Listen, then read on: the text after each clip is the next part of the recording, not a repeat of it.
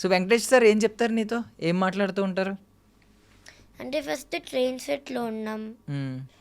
నేను వెంకి మామతో ఏం మాట్లాడాలంటే, హ్మ్. హాయ్ వెంకి మామ ఏం చేస్తున్నాడని చెప్పా. హ్మ్.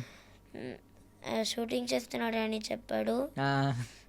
మరి అది అంతా ఆ! మర్చిపోయినా. ఆ! అంటే అంటే వెంకి మామ ఏం చెప్తున్నాడంటే, హ్మ్. నువ్వు ఏ క్లాస్ అని చెప్తే హ్మ్. నేను థర్డ్ క్లాస్ అని చెప్పా. హ్మ్. మళ్ళీ వెంకి మామ మళ్ళీ వెంకి మా మళ్ళీ నేను చెప్పాను ఫోర్త్ స్టార్టింగ్ అని. హ్మ్. మళ్ళీ వెంకి మామ ఏం చెప్తున్నాడంటే, హ్మ్. నువ్వు స్కూల్కి వెళ్తున్నావా అని చెప్తే Hmm. వెళ్ళట్లే అని చెప్పా. హ్మ్. ఏ ఏ అని చెప్తే హ్మ్. ఎందుకంటే నేను షూటింగ్స్తో బిజీ ఉన్నా అని చెప్పా. హ్మ్. హ్మ్. మళ్ళీ వెంకి మామ ఏం చెప్పారంటే, హ్మ్.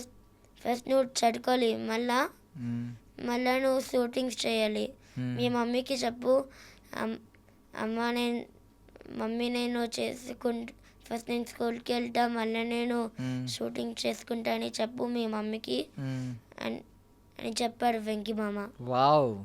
వెంకీ మామ ఎంత మాట్లాడారా నీతో? వెంకీ అవును. మామ, వెంకీ మామ మాట్లాడితే వెంకీ మామ, వెంకీ మామ అంటున్నావు. అసల ఆయనే వెంకీ మామ అని పిలిస్తే ఏమనేవారు? ఆ, అంటే మామలాగున్నారని. మామలాగా ఉన్నారనా? మ్మ్. నైస్. ఎంత ఎంత మాట్లాడావా వెంకటేష్ గారితో?